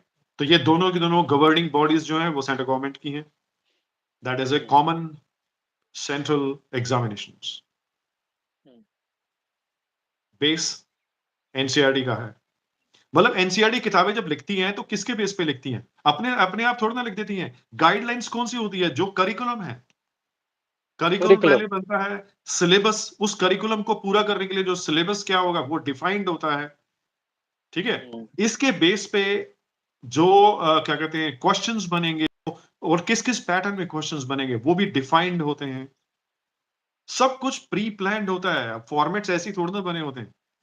इसको अगर आप एनईपी को लेके चलो, नेशनल एजुकेशन पॉलिसी जो है हमारी, तो उनके अंदर क्लियर जो है वर्डिंग्स हैं, क्या क्या हम टेस्ट करना चाहते हैं, हमारी एम क्या है, हमारी विजन क्या है। हम बच्चे को अगर कॉम्पिटेंसी, बच्चे की कॉम्पिटेंसी, बच्चे को कॉम्पिटेंट बनाना चाहते हैं कि वो 12वीं क्लास करने के बाद सोसाइटी में अपनी जगह बना पाए, वो कैपेबल है कि नहीं है, उसकी टेस्टिंग करनी है तो उसकी कॉम्पिटेंसीज को टेस्ट करना पड़ेगा और हर एक सब्जेक्ट के लिए करना पड़ेगा। मैथमेटिकल कॉम्पिटेंसीज अलग हैं, बायोलॉजिकल कॉम्पिटेंसीज अलग हैं, लैंग्वेज अलग है, ठीक है ना? वो सभी सब्जेक्ट्स के अलग अलग कॉम्पिटेंसीज आती हैं उसके अंदर। लेकिन जो बेसिक कॉम्पिटेंसी है जिसको हम कहते हैं एजुकेशन की कॉम्पिटेंसी, नॉलेज की कॉम्पिटेंसी, वो तो फंडामेंटल है सबके लिए। अगर कॉम्प्रीहेंशन की बात कर रहा हूं, मैंने एक क्वेश्चन बनाया सपोज करो, और वो क्वेश्चन जो है वर्डिंग बच्चे को समझ में ही नहीं आई, वो बच्चा उस पकड़, कभी कभी हम कहते हैं ना, या ये समझ में ही नहीं आया क्वेश्चन, सर कहां से आ गया question, out of the syllabus है। हम्म। आउट ऑफ द सिलेबस कभी हम्म। क्वेश्चन नहीं होता। जो हम्म। वर्ड्स यूज किए गए थे, जो वर्ड्स की प्लेसमेंट की गई थी, बच्चे की लैंग्वेज उतनी रिफाइंड नहीं थी, बच्चे की कॉम्प्रीहेंशन उतनी रिफाइंड नहीं थी, बच्चा उसको कॉम्प्रीहेंड नहीं कर पाया, इसलिए बच्चा आंसर नहीं कर पाया। लेकिन किसी और जगह पे वो बच्चा जो था उसकी लैंग्वेज अच्छी थी, वो समझ गया लिखना क्या चाह रहे हैं, मतलब क्वेश्चन में क्या पूछा जा रहा है, उसने उसका आंसर कर दिया। ये एक सिचुएशन आती है, लैंग्वेज, वर्ड्स की प्लेसमेंट सारी के साथ। तभी मैंने कहा ना कि मैं वर्ड्स को रीअरेंज करके किसी भी लेवल का कोई भी क्वेश्चन बना सकता हूँ। कॉन्सेप्ट मेरे सामने दे दीजिए, फूड चेन और फूड वेब का लास्ट टाइम एनवायरमेंट की यूनिट में फूड चेन फूड वेब है, 10th क्लास के बच्चे सब पढ़े हुए हैं, ठीक है ना? पिरामिड्स हैं, फूड चेन्स हैं, फूड्स हैं, सब पढ़े हुए हैं। उसके बावजूद बच्चे की अगर गलती हो जाए, जबकि वो 10th में पढ़ा हुआ है, तो इसका मतलब क्या है, वो कॉन्सेप्ट को समझ नहीं पाया। और मैंने अपने लेवल पे उसी चीज को लेते हुए एग्जाम्पल के साथ हाई ऑर्डर थिंकिंग में क्वेश्चन बना दिया, मैंने उसकी एक कॉम्पिटेंसी टेस्ट करने की कोशिश की। वो नहीं अगर कर पाएगा तो कॉम्पिटेंसी में फेल हो गया वो। ये एक छोटी छोटी चीजें हैं, मतलब बड़ा systematically, exam is very systematic approach. तो सर स्कूल में जो हमारे ये तो पेपर्स बच्चों को। बनते हैं, जैसे कभी नॉर्मली जो स्कूल में देखता हूँ, कभी कई व्हाट्सएप ग्रुप में हूँ मैं, तो वहां पे हम्म। पेपर्स आते हैं, तो कभी जो जैसे न्यू टीचर्स कुछ आए हैं तो वो एक दूसरे को मैसेज करते हैं, यार अपना पेपर भिजवा दो, किसी ने बनाया हुआ ये वाला पेपर, इस क्लास का पेपर हमारे को भिजवा दो।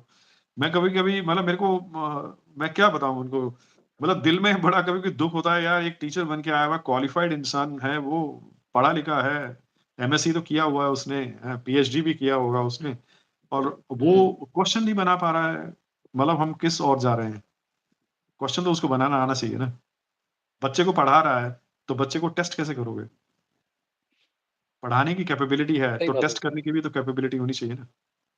खैर, हम बिल्कुल अभी सर। बच्चों के ऊपर स्ट्रिक्ट करते हैं। आ, हम्म। अभी जो 10 दिन में ये पेपर आने वाला है, उसके लिए मैं 2-3 पॉइंट्स और शेयर करना चाहूंगा आपके साथ।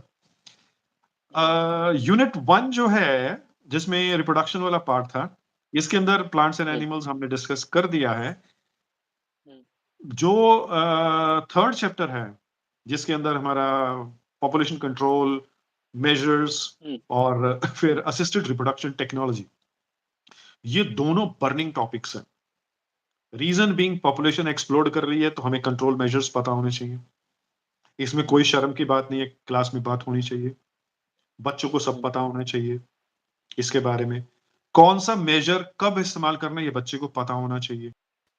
For example, there are certain measures which are taken for a month, that is 28 days. There are certain measures which are taken only before mating. There are certain measures which are taken after mating. हम्म। ठीक है? So the person, ये CBSE यहाँ पे ना देखिए, आप में छोटी सी बात है ना, किताबें बड़े तरीके से लिखी जाती हैं। सीबीएसई और पॉलिसी जो है हमारी एजुकेशन पॉलिसी, वो ये बताने की कोशिश करिए बच्चे को कि रिप्रोडक्शन जरूरी क्यों है, रिप्रोडक्शन के पॉजिटिव्स क्या है, नेगेटिव्स क्या है, एक्सप्लोजन क्या है, रिप्रोडक्शन को कंट्रोल करना है तो रिप्रोडक्शन होती कैसे है, वो पहले चैप्टर में आ गया। प्लांट्स में कैसे होती है, एनिमल्स में कैसे होती है, वो आ गया। अब रिप्रोडक्शन को कंट्रोल कैसे करेंगे, तो आप कौन कौन सी, as a human being, you are person of 18 years 17 years, right, you are mature enough, समझ सकते हैं आप, सब कुछ जानते हो आप। तो इस उम्र में अगर आप किसी एक सिचुएशन में हैं तो आप कौन सा मेजर लेंगे। You require a 28 days measure or a 4 days measure. That means once per week measure, once per day measure, once per week measure, or only at the time of the copulation you want that measure, or there was no measure at all. कोई भी तरीका नहीं था safety का, meeting हो गया, लेकिन अब आपके पास मार्जिन टाइम है 72 आवर्स का मीटिंग के बाद, आफ्टर मीटिंग, तो उसका भी एक तरीका है। तो बच्चा कभी भी किसी सिचुएशन में पड़ जाए, टेक इट, बच्चा बड़ा हो गया है, वो किसी भी सिचुएशन में पड़ जाए, उसको अपनी जिंदगी का फैसला लेना आना चाहिए, उसको पता होना चाहिए मेजर्स कौन कौन से हैं। सो 28 डेज के मेजर्स क्या हैं, पर वीक वाला मेजर कौन सा है, बिफोर वाला मेजर, फिजिकल मेजर्स कौन से हैं, केमिकल मेजर्स कौन से हैं, इम्प्लांट्स कौन कौन से हैं, आईयूडीज कौन कौन से हैं। आईयूडी के ऊपर एक क्वेश्चन पिछली बार भी आया था, मैं हर 2-3 साल से लगातार देख रहा हूँ, सीबीएसई में आ रहा है, नीट में आ रहा है, आईयूसीडी सर, आईयूसीडी आईयूसीडी मतलब मैं समझा नहीं। Intra uterine contraceptive device. हाँ हाँ, वो कंट्रासेप्टिव वर्ड आ गया बीच में, ओके, आईयूडी और आईयूसीडी व्हाटएवर इट इज। तो इम्प्लांट्स में कुछ इम्प्लांट्स होते हैं जो बॉडी के अंदर लगते हैं, और फिर वो यूट्रस वाला पार्ट आ गया, एक अलग से पार्ट आ गया। ये जो यूट्रस में कॉपर डी का नाम आता है इसके अंदर, ये रिपीट हुआ है लगातार 2 सालों से आ रहा है ये। तो उसके अंदर एक है हार्मोन वाली आईयूडी, और एक है क्या कहते हैं उसकी कैटाइन्स वाली आईयूडी, दैट इज कॉपर वाली आईयूडी। तो क्वेश्चन बाय नेम एनसीईआरटी में भी लिखा हुआ है, हार्मोन वाली कौन सी है, और क्या कहते हैं प्योर कॉपर वाली कौन सी है। तो अगर प्योर कॉपर वाली है तो उसका फंक्शन क्या है, कॉपर क्या करता है, और अगर हार्मोनल वाली है तो हार्मोन्स क्या क्या करेंगे। ये क्वेश्चन पिछली बार भी रिपीट हुआ था, पिछली बार भी आया था। तो ये कॉन्ट्रासेप्टिव मेजर्स में आ जाएगा। और फिर इस चैप्टर के अंदर बताने की कोशिश हो रही है कि इतना कुछ होने के बावजूद, मीटिंग होने के बावजूद, कई फैमिलीज होती है जिनमें बच्चे नहीं होते, इनफर्टिलिटी होती है। हम कहते हैं fertility fertility, reproduction reproduction, high reproduction, लेकिन उसके बावजूद अगर फर्टिलिटी नहीं हो रही तो क्या करें, हाथ पे हाथ रख के बैठ जाएं। तो यहाँ पे वो बताते हैं कि अगर रिप्रोडक्शन नहीं हो पा रही है, फर्टिलिटी नहीं है, कॉन्सेप्शन नहीं हो रही है, तो असिस्टेंस कैसे दी जाएगी, असिस्टेड रिप्रोडक्शन टेक्नोलॉजीज आ जाएगी। गैमीट्स नहीं बन रहे मेल में या फीमेल में, तो क्या टेक्नोलॉजी है। गैमीट्स बन रहे हैं लेकिन ट्रांसफर नहीं हो पा रहे हैं, तो क्या टेक्नोलॉजी है। ठीक है, अगर यूट्रस या फेलोपियन ट्यूब के अंदर कुछ गड़बड़ है, तो अंदर नेचुरल कंडीशन में फर्टिलाइजेशन नहीं पॉसिबल है, तो आर्टिफिशियल कैसे करेंगे, राइट। और फाइनली आर्टिफिशियल करेंगे तो पूरे के पूरे 9 महीने तो उसको टेस्ट ट्यूब में नहीं रख सकते ना, तो उसको वापस यूट्रस में आपको डालना पड़ेगा। तो टेक्निक्स हमारे पास आती है गिफ्ट की, GIFT गिफ्ट, जो गैमीट के साथ रिलेटेड है, फीमेल के साथ रिलेटेड है। और फिर आती है जिफ्ट, ZIFT, ये आती है कि जब अंदर फर्टिलाइजेशन नहीं हो रही है, बाहर हो रही है, टेस्ट ट्यूब में फर्टिलाइजेशन हो रही है, ठीक है ना। और जाइगोट को फेलोपियन ट्यूब के अंदर इंसर्ट किया जा रहा है, ZIFT। अगर एम्ब्रियो टेस्ट ट्यूब में एम्ब्रियो बन रहा है और एम्ब्रियो को इम्प्लांट किया जा रहा है, तो वो एम्ब्रियो ट्रांसफर टेक्नोलॉजी आ जाएगी, राइट। उसके अंदर अगर गैमीट्स जो हैं वो मेल इंसर्ट नहीं कर पा रहा है, तो आर्टिफिशियल नेचुरल इंसेमिनेशन नहीं हो रही है, तो आर्टिफिशियल इंसेमिनेशन टेक्निक आ जाती है उसके अंदर। तो वो मतलब सिर्फ इसमें ये है कि प्रॉब्लम को आइडेंटिफाई करो, उसके हिसाब से। अगर बच्चे ने पढ़ा नहीं भी है, मैं तो ये कहता हूँ अगर बच्चे ने नहीं भी पढ़ा है, कोई एक बच्चा जिसने सपोज करो नहीं पढ़ा, टेक्नोलॉजीज नहीं पढ़ी, उसके पास टाइम नहीं था, उसको ये पता होना चाहिए कि प्रॉब्लम ये है, भाई फीमेल में गैमीट नहीं बन रहा, एग नहीं बन रहा। क्यों? क्योंकि मेंस्ट्रुअल साइकिल में कुछ गड़बड़ है, एग नहीं बन रहा है किसी वजह से, या ओवरीज जो है वो पॉलीसिस्टिक हो गई हैं, ठीक है ना, ओवरीज के ऊपर सिस्ट बने हुए हैं, या ओवरी ही निकाल दी गया है किसी वजह से, एक ओवरी निकाल दी गई है तो एक साइकिल स्किप कर रही है, भाई कुछ भी प्रॉब्लम है, एग नहीं बन रहा। तो अब क्या करें, बायोलॉजिकल जो है फीमेल, प्राइमरी फीमेल उसमें तो बन नहीं रहा है, तो किसी सेकेंडरी फीमेल से गिफ्ट ले लो, तो टेक्नोलॉजी इज गिफ्ट, ठीक है ना। अगर सिर्फ ओवरी की प्रॉब्लम है, एग नहीं बन रहा था, बाकी ट्यूब, फेलोपियन ट्यूब नॉर्मल है, यूट्रस नॉर्मल है, तो किसी और का एग लेके आप उस टेक्नोलॉजी फर्टिलाइजेशन को अपने अंदर कर सकते हैं, GIFT गिफ्ट।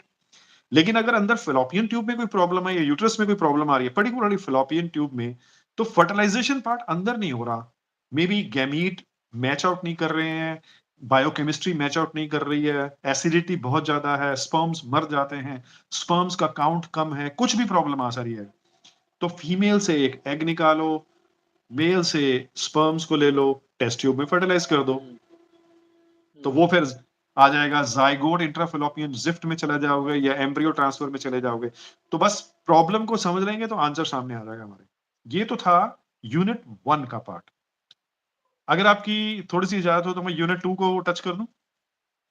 हाँ सर, कर सकते हैं सर। Thank you. बैटरी थोड़ा लो हो रही है सर, थोड़ा स्पीड में करेंगे बस। कर दो आप। ओके, कर सकते यूनिट हैं 2 है जेनेटिक्स की, बड़ी इंपॉर्टेंट यूनिट है। इसके अंदर सर। बच्चों को सबसे पहले तो ये देखना है कि उनको क्रोमोसोम्स के ऊपर जो कैरेक्टर्स है उसको अरेंज करना है। उनको पता होना चाहिए डिप्लॉइड हैप्लॉइड क्या होता है। उनको पता होना चाहिए law of dominance, laws Mendel ने कितने दिए हुए हैं, dominance, segregation, right, in and independent assortment. और उसके बाद फिर उसको पता होना चाहिए कि जो भी कैरेक्टर होता है उसके दो एक्सप्रेशन होते हैं, एक पापा से मिलता है और एक मम्मी से मिलता है। दैट मीन एक तरह के दो होंगे, टॉल, ड्वार्फ, ठीक है ना। इस तरह से उसको पेयरिंग करनी है। उसको गैमीट को बनाना आना चाहिए। सबसे पहली चीज, बच्चों हमेशा दो लाइनें खींच के उसके ऊपर कैपिटल टी लिखें, स्मॉल टी लिखें, राइट, दो लाइनें। फिर जब दो लाइनें को मतलब है डिप्लॉयड कंडीशन। अब इसके गैमीट्स को बनाएं, क्योंकि गलती होती है गैमीट बनाने में। गैमीट्स बनते हैं मियोसिस से, और मियोसिस में डिप्लॉयड नंबर हैप्लॉयड में कन्वर्ट हो जाता है। तो दो क्रोमोसोम में से अलग अलग हो जाएंगे। एक गैमीट के पास एक क्रोमोसोम बचेगा, दूसरे गैमीट दूसरे क्रोमोसोम। तो जब ये अलग अलग हो रहे हैं, this is law of segregation. जब वो दोनों इकट्ठे पड़े, तो this is tall and this is suppose करो शॉर्ट। जब ये दोनों इकट्ठे पड़े हुए हैं तो इनमें से टॉल दिख रहा है, शॉर्ट नहीं दिख रहा है, शॉर्ट नहीं दिख रहा है। तो ये है लॉ ऑफ डोमिनेंस। अब ये दोनों अलग अलग हो गए हैं, ये है लॉ ऑफ सेग्रीगेशन। तो ये सारा खेल मियोसिस में हो रहा है। बच्चे गैमीट बना दिए। अब आपने एक मेल गैमीट को लिखा, फीमेल गैमीट को लेना है, जो लिखा हुआ है कैपिटल टी लिखा है तो उसको फर्टिलाइज कर दो, स्मॉल टी लिखा है तो उसको फर्टिलाइज कर दो। गैमीट अगर सही बने हैं तो आंसर हमेशा सही आएगा। और जब आप डाई हाइब्रिड क्रॉस में जाओगे तो आपने फिर से दो लाइनें बनानी है। अब आपने दो कैरेक्टर्स चूज करने हैं। सपोज करो आपने round shape and yellow cotyledons वाला कॉन्सेप्ट चूज कर लिया है। तो कैपिटल आर एक क्रोमोसोम कैपिटल आर के ऊपर capital Y capital dominant Y. लिखोगे। हाँ जी, capital R capital R capital Y capital Y. हाँ वो ही कह रहा हूं। हाँ, डोमिनेंस को आप कैपिटल में शो कर दो, रिसेसिव को आप स्मॉल में शो कर दो। लेकिन स्टार्टिंग पॉइंट क्या रहेगा, एक पेरेंट बनाओगे आप, पेरेंट के पास दो क्रोमोसोम बनाओगे, दो क्रोमोसोम के ऊपर दो कैरेक्टर्स सेलेक्ट करने हैं। तो कैपिटल आर एक क्रोमोसोम पे सारा का सारा कैपिटल होना चाहिए। Capital R for round shape, capital Y for yellow cotyledons. और दूसरे क्रोमोसोम पे स्मॉल आर होना चाहिए और स्मॉल वाई होना चाहिए, राइट। तो ये आपको, अच्छा पेरेंट जब बनेंगे तो वो होमोजाइगस बनेंगे, मेंडल का कॉन्सेप्ट है। होमोजाइगस डबल डोमिनेंट, दूसरा क्या होगा, होमोजाइगस डबल रिसेसिव, राइट। अब इनमें से एक ले लो और दूसरे में से एक ले लो तो ये F1 में आ जाएगा। आपके पास गैमीट्स बन गए हैं, फर्टिलाइजेशन कर दिया, F1 आ गया। F1 की लॉ ऑफ सेग्रीगेशन करोगे तो आपके आ जाएंगे फिर फोर टाइप्स ऑफ गैमीट्स। तो जब आप डाई हाइब्रिड में जाते हो तो आप चार तरह के गैमीट्स बनाते हो। चार पेरेंट फादर की तरफ से, चार मदर की तरफ से। तो 4 into 4 इज 16 कॉम्बिनेशंस। लेकिन जब आप मोनो हाइब्रिड में जाते हो तो आप दो बनाते हो फादर वाली साइड पे, दो बनाते हो मदर वाली साइड पे। तो 2 into 2 is 4 combinations. That is why your monohybrid ratio is 3:1, that is equal to 4 total. or your dihybrid ratio is 9:3:3:1, that is total 60। ये तो मेंडेलियन कॉन्सेप्ट है। मेंडल ने डोमिनेंस को ढूंढा था, और इसके अलावा जितने भी रूल्स डिस्कवर हुए हैं, और मेंडल ने एक तरह के दो अल्टरनेटिव एलील्स को ढूंढा था, diallelic, dominance and diallelic. This is Mendelian concept. इनको छोड़ के जितनी चीजें और डिस्कवर हुई वो सारी नियो मेंडलिज्म में है। मेंडल के बाद डाई एलिलिक की जगह पे क्या आ गया, पॉली एलिलिक, ट्राई टेट्रा पेंटा पॉली एलिलिक में आ गया। उसके बाद डोमिनेंस की जगह पे क्या आ गया, इनकम्प्लीट डोमिनेंस, को डोमिनेंस, गॉट इट। और एक तरह के जीन का एक तरह का इफेक्ट, उसकी वजह से, उसकी बजाय एक और चीज सामने क्या आ गई, प्लियोट्रॉपी, एक जीन के एक से ज्यादा इफेक्ट। तो वो नियो मेंडलिज्म में आपके पास एग्जांपल्स आ जाएंगे। Red flower plus white flower is equal to pink flower, black colour code, white colour code is equal to grey colour code. ये सारे एग्जांपल्स आपके। या ब्लड ग्रुप में आ जाते हैं तो वहां पे एक से ड्रोसोफिला, ज्यादा एलील्स आ जाते हैं, एक से ज्यादा एलील्स आ जाते हैं। ड्रोसोफिला का, ड्रोसोफिला भी तो आता है ना इसमें। हाँ, वो उसमें डायहाइब्रिड में ड्रोसोफिला। आएगा ना सर, डायहाइब्रिड में। हम्म, हम्म, जो एग्जाम्पल हमने डिस्कस किया वो मटर में से, पी प्लांट में से किया था, राउंड एंड येलो का। इसी को एनिमल्स के ऊपर लगा दो, ड्रोसोफिला का आई कलर एंड विंग, दोनों को हम्म, उसको कॉम्बिनेशन कर लो। लिंकेज में एक और चीज आती है, ये जो कॉन्सेप्ट है लिंकेज का, जिसमें डाइहाइब्रिड हम हम्म, क्रॉस बनाते हैं। लिंकेज मीन हम्म, दो अलग अलग genes, they are linked together, they are so close to each other. मतलब ये एक यहाँ पे पड़ा है, दूसरा यहाँ पे पड़ा है, दे आर सो क्लोज कि इनके बीच में से क्रॉसिंग ओवर नहीं हो पाती। क्रॉसिंग हम्म, ओवर जो होती है वो अलग अलग कर देती है, और अगर क्रॉसिंग ओवर नहीं होगी तो वो अलग अलग नहीं हो सकते। दैट मीन जुड़े हम्म, के जुड़े रहेंगे। दैट मीन जिसके हम्म, पास जाएंगे दोनों इकट्ठे जाएंगे। Then we call them as hmm, links. So basic concept is that there are two genes present on one chromosome. They are so close to each other that there is least possibility of crossing over. So hmm, the two genes remain together in generation after generation. They remain together. We call them as linkage.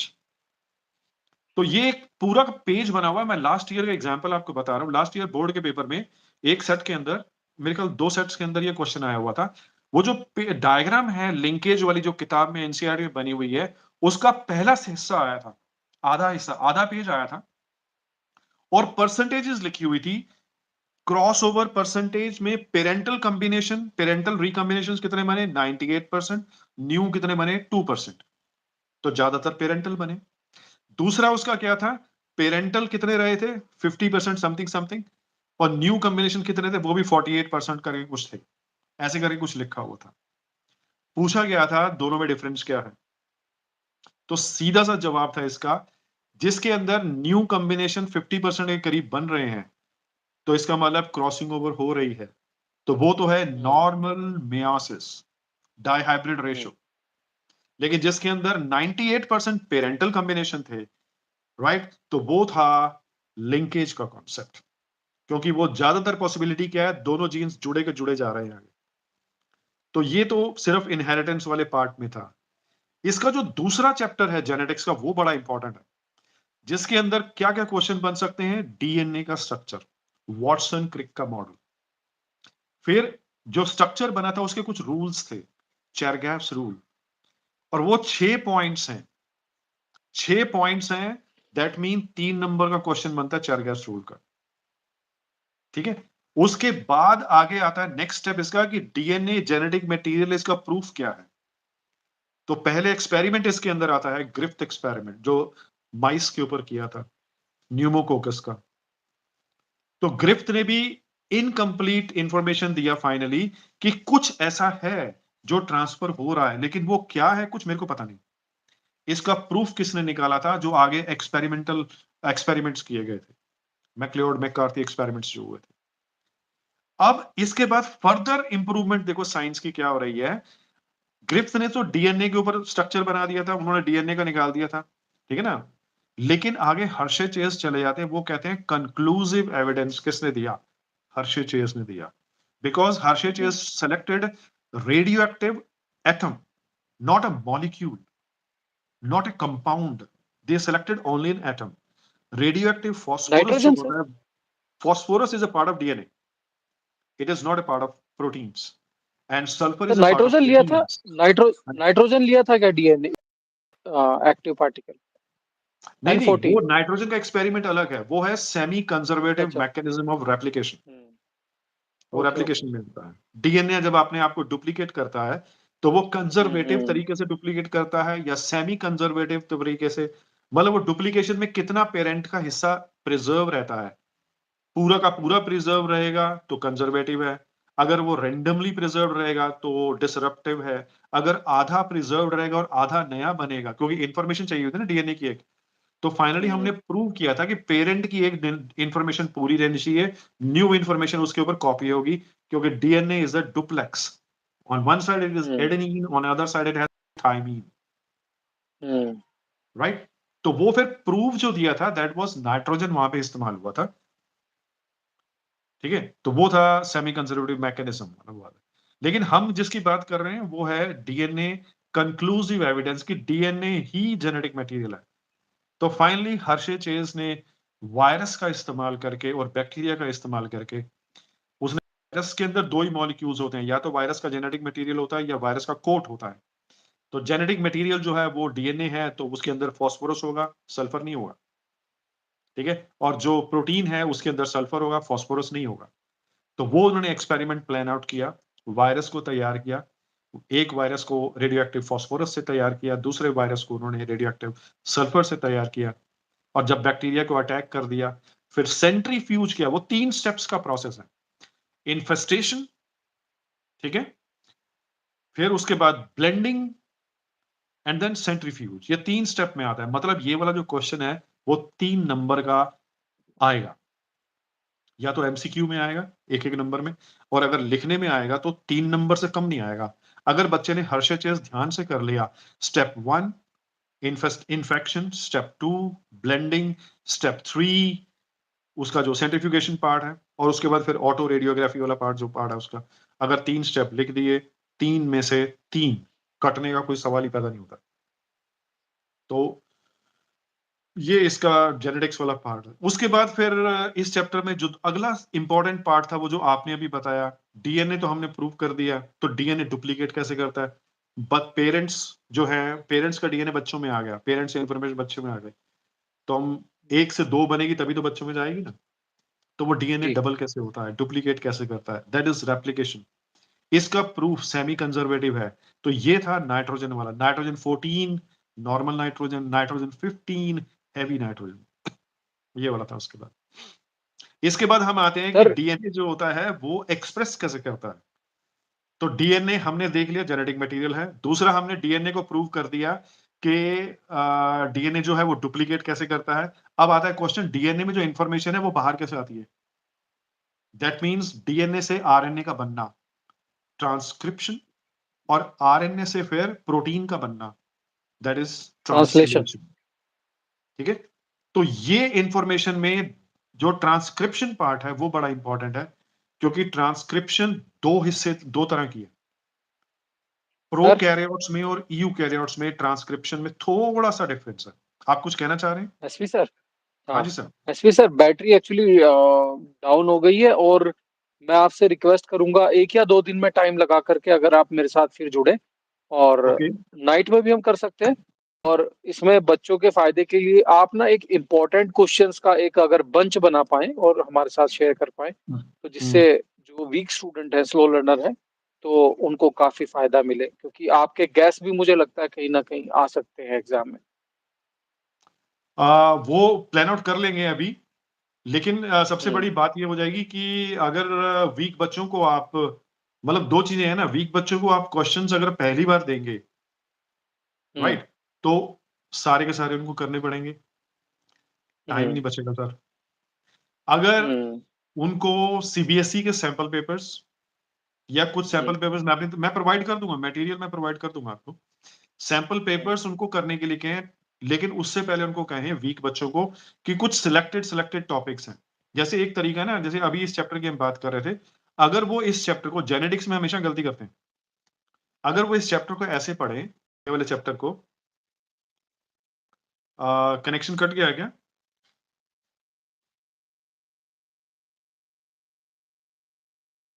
Sir? Hello.